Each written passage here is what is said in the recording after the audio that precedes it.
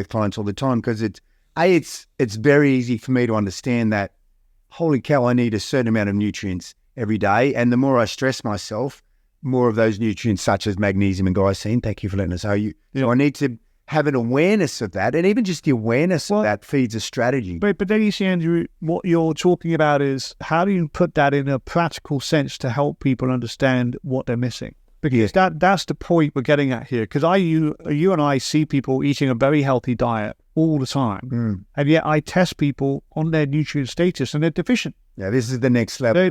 Next level where I'll talk to, mate. So what we find is that you have to take the level of analysis. People go, but Miles, I'm eating all this broccoli, I'm eating all this cabbage, I'm eating all this, but I still can't sleep at night.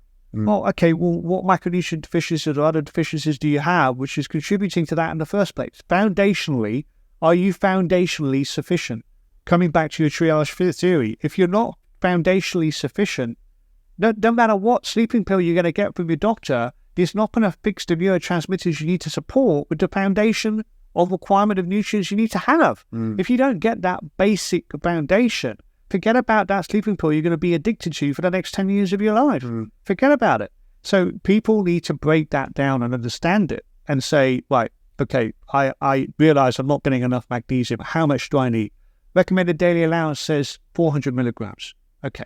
400. That's the RDA. What do you say? What do I say? Well, what does your marker tell you? So your marker tells you that you have to take double that. So Dr. Peter Attia, the anti-aging guy, he takes 1 gram of magnesium a day. I have now started taking 900 milligrams a day just to get my levels back up to normal. But I've been very consistent at measuring my magnesium. Yeah. So I know for a lot of people, that's like, oh my God, that's really analytical and detailed. Well, how are you going to fix your health? If you don't fix the elements of what is normal functioning, then you're not going to function normal. That's it. What does it require to function normal? So it's not the element of disease is the absence of nutrients. If you think about it. Beautiful. Say that again. So elements of disease development is not actually a disease occurring out of nothing. It's the absence of nutrients to control full function in the body to develop that disease. So I believe that a lot of things related to diabetes, for example, is the absence or too much of carbohydrates, which cause diabetes to occur. And the downstream effects of that is damage to your kidneys, brain, heart, and lots of other things. Right. Yeah. Then you talk about skin disease. So if you talk about vitiligo is a skin disease when you lose your pigments in your skin. A lot of doctors... Michael Jackson. Right. So what do you do about it? Well, you can't do anything about it. You just either take steroids or you live with it. But actually, we know that vitiligo is a deficiency of tyrosine, which is an amino acid which changes to melanin in the skin. And in the absence of copper, which makes melanin. So you need tyrosine, you need copper, then you make melanin. Well, how many doctors are testing this in their patients who see them with vitiligo? But this is a deficiency-related condition which is causing a disease. And if you think about it, for a lot of people, there's no way of determining that when they have these conditions. There's a lot of conditions which are associated like that. So you've got to go back to the basics. When you sorry to interrupt you, Miles, but when you put in that context, because I'm all about practicality, and especially that's what clients come. They want to know, okay, absorb the science and then just tell me what to do in a practical way. Yeah. And often, because I know testing is so important, but I think a lot of people go, well, maybe I just don't want to spend the money on testing, so I'm just going to play the percentages. But the way that you just put that, actually to spend the money up front, get the testing, to get a snapshot of baseline. Yeah, to get a baseline and get my nutrient status, which will then lead to really effective strategies, you would have to say would save me money.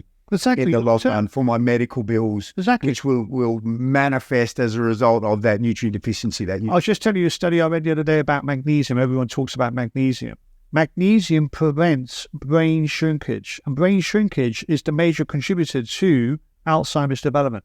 So you slow down the shrinking of your brain. So if you optimize your magnesium, let's forget about sleep, forget about muscle relaxation.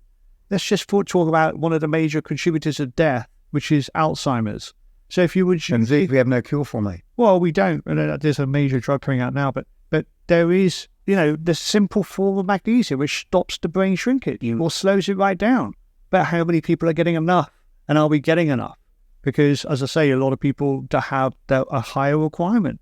So, that's just one nutrient out of many to optimize. And some people need to know that specific level. That's good for me to know, mate. I haven't got the best brain in the world anyway, and all those years of boxing and playing rugby league, I should get my brain's been shrinking and didn't nothing. Start at a grab, you can't go wrong. Get some magnesium into me. And so let's say on magnesium, because I know there's magnesium glycinate and magnesium threonate, and then there's what would you suggest? Let's go brain nervous system. What's the type of magnesium? So magnesium threonate has been known to get across the brain barrier, get into the brain. So that doesn't mean that other magnesiums will not get into the brain. They will. But magnesium threonate has a role specifically. And then you got magnesium glycinate for absorption, very well absorbed. Magnesium citrate, again, very well absorbed, but again, a bit more for the gut-based health for magnesium citrate. And then there's other for magnesium oxide you can have, but it's If I get him into a dodgy tummy, exactly. I'm not a fan of magnesium oxide. So glycinate, citrate, threonate are my top forms. Don't go for those. Load me up. And then the foods, give me some green leafy vegetables, Green leafy vegetables, avocados, great sources, and meats, of course. Don't forget, meats are going to have a great source. Say no more. Say no more. Yeah.